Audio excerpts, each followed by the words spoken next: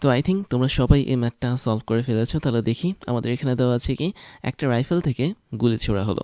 গুলিটা পুরো একটা কাঠের ভেতরে 0.04 মিটার প্রবেশ করার পর 75% সে তার বেগ হারায়।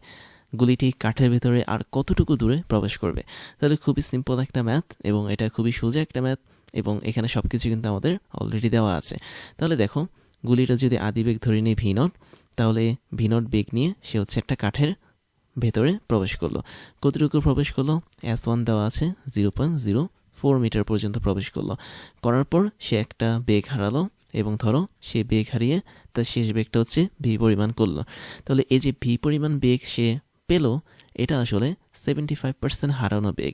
কার তুলনায়? আদিবেগের তুলনায়। তাহলে আমি যদি বলি আদিবেগ যদি 100% হয়, তাহলে এখন আমাদের ভি যেটা, বা 0.04 মিটার যাওয়ার পর শেষ বেগ যেটা, সেটা হবে অবশ্যই কত? 100% থেকে আমাদের হারানো 75% বেগ করলে যা পাবো সেটা। দ্যাট মিনস ভি হচ্ছে কি এখন আমাদের 25% বেগ। তাহলে এই বিষয়টা তোমাকে বুঝতে হবে। 75% বেগ হারানো মানে হচ্ছে কি, আদিবেগ ছিল 100%, আর এখন আমাদের ওই 100% থেকে 75% হারানোর পর শেষ বেগটা হয়ে গেছে কত? 25%। তাহলে এই 25%টাকে তুমি যদি প্রকাশ করতে চাও, কিভাবে প্রকাশ করবে? সেটা একটা কনফিউশনের জিনিস। তুমি কিন্তু সরাসরি ভি এর মানটা 25% বসিয়ে দিতে পারবে না। তোমাকে যেটা করতে হবে সেটা হচ্ছে, তোমার এই যে 25%টা পেয়েছো, এটা কিভাবে পেয়েছো? অবশ্যই এটা আসলে আদিবেগের সাপেক্ষে 25%। তাহলে আমি লিখতে পারি না ভি বা শেষ বেগ, এটা হচ্ছে আমাদের কত? v0 এর 25%। একদম বাংলা আমি লিখে দিলাম। তাই যদি হয়, তাহলে v0 যা আছে তাই থাকবে, এর মানে হচ্ছে গুণ 25%, মানে কি 25 ভাগ হচ্ছে 100। পার্সেন্টেজ থাকলে সেটাকে 100 দ্বারা ভাগ করতে হয়। তাহলে আমরা আলটিমেটলি এখানে v0/4 পাবো। তো এটাই হচ্ছে কি আমাদের শেষ বেগ, যেটা আমরা 0.04 মিটার যাওয়ার পর পাবো। তো এতটুকু হচ্ছে আমাদের প্রথম কেস। আমরা এখানে দুইটা কেস দিয়ে কাজ করব। প্রথম কেসে আমরা যেটা করব সেটা হচ্ছে, আমরা দেখব যে এখানে এই সূত্রটা অ্যাপ্লাই করলে কি আসে। That means V square is equal two v0 square plus হচ্ছে 2 ইন্টু a ইন্টু s, যেখানে আমরা বলতে পারি যে এখানে এটা আসলে একটা বন্ধন হিসেবে কাজ করে। তো আমাদের কাছে চেয়েছে যে গুলিটা কাঠের ভিতরে আর কত দূর প্রবেশ করবে। তো সেটার কেসটা আমরা পরে আসবো। আমরা প্রথম কেসটা আগে অ্যাপ্লাই করি। এই কেসটা অ্যাপ্লাই করে আমরা এখান থেকে ত্বরণের মানটা বা মন্দনের মানটা বের করার চেষ্টা করব। পরবর্তীতে ওই মন্দনটাকে কাজে লাগিয়ে দ্বিতীয় অংশটা আমরা করব। তো এখান থেকে আমি যদি মন্দন বের করতে চাই, তাহলে আমরা এখানে সরাসরি যদি মন্দনের কথা লিখি, তাহলে a ইজ ইকুয়াল টু কী হবে? ভি স্কোয়ার মাইনাস হচ্ছে v0 square divide by 2 into s। তো এখানে মানগুলো বসাই। ভি যেটা ছিল সেটা ছিল কি আমাদের শেষ বেগ, এবং আমরা শেষ বেগ পেয়েছি কি আদিবেগ ভাগ হচ্ছে 4। আর এখানে আদিবেগটাকে আগের মতোই রাখবো, আর যেহেতু এরা সবাই স্কোয়ার হিসেবে থাকবে, তাই এখানে আমরা স্কোয়ার দিয়ে দিব। 2 ইন্টু এস, এস এর মান কত? 0.04 ছিল। তো এবার আমরা যদি একটু হিসাব করি, তাহলে আমি এখানে পাচ্ছি v0 স্কোয়ার ভাগ হচ্ছে 16 মাইনাস হচ্ছে v0 স্কোয়ার, আর 4 দুগুণে 8, দ্যাট মিনস 0.08 হবে আমাদের নিচে। তাই যদি হয়, তাহলে আমরা এখানে পাবো হচ্ছে কত?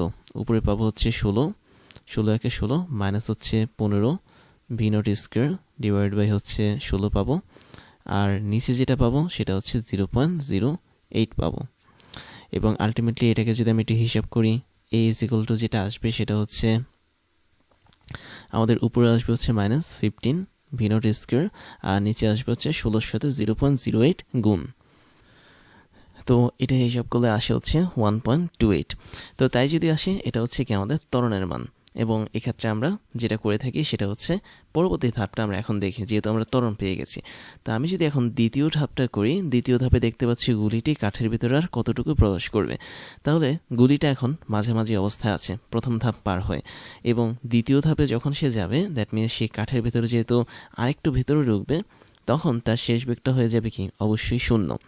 এবং ওই ক্ষেত্রে তার যে আদি বেগটা থাকবে সেটা থাকবে প্রথম বেগের যে শেষ বেগ ছিল তার সমান। দ্যাট মিনস আমি যদি এই ক্ষেত্রে আদি বেগটাকে v0 প্রাইম ধরি, তাহলে সেটা হবে প্রথম ক্ষেত্রে যে আদি বেগটা ছিল, দ্যাট মানে শেষ বেগটা যে ছিল v0 ডিভাইড বাই 4, এটা এখন আমাদের হয়ে যাবে। আই থিঙ্ক তোমরা এই কনসেপ্টটা বুঝতে পেরেছো যে কীভাবে হয়েছে, যেটা আমরা অলরেডি থিওরিটিক্যাল পার্টে দেখিয়েছিলাম। তাহলে গুলিটা যেহেতু কাঠের গুলির ভিতরে ঢুকে শেষ বেগ 0 হবে, এবং গুলিটার আদিবেগ যেহেতু প্রথম ক্ষেত্রে থাকা গুলিটা শেষ বেগ হিসেবে কাউন্ট করা হবে, তো আমরা এখানে সেম সূত্র অ্যাপ্লাই করতে পারি। V square is equal two, তুমি ধরো এখানে v0 স্কোয়ার প্লাস হচ্ছে 2 ইন্টু এ ইন্টু এস।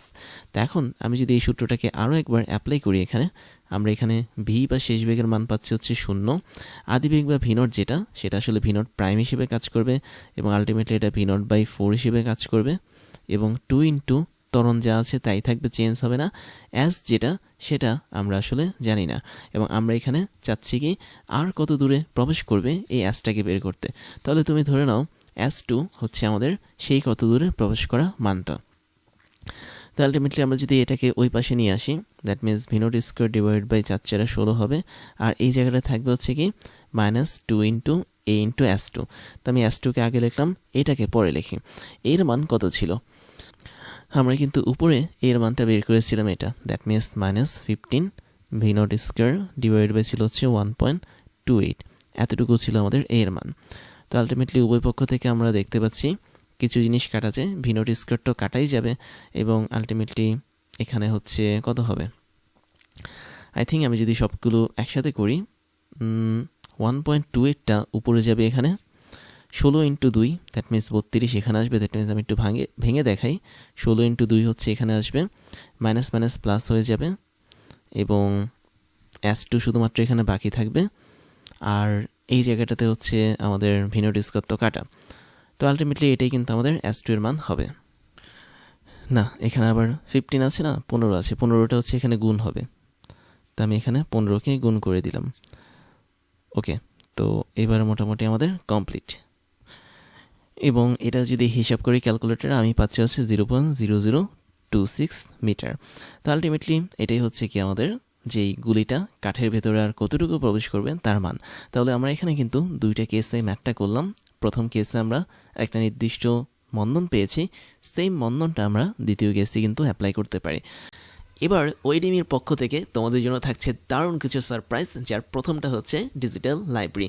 আমাদের এই লাইব্রেরির লিঙ্ক তুমি পেয়ে যাবে এই ক্লাসের ডিসক্রিপশন বক্সে, যেখানে আমাদের প্রত্যেকটা ক্লাসের লিঙ্ক এবং নোটগুলো পেয়ে যাচ্ছ কেবলমাত্র এক ক্লিকে।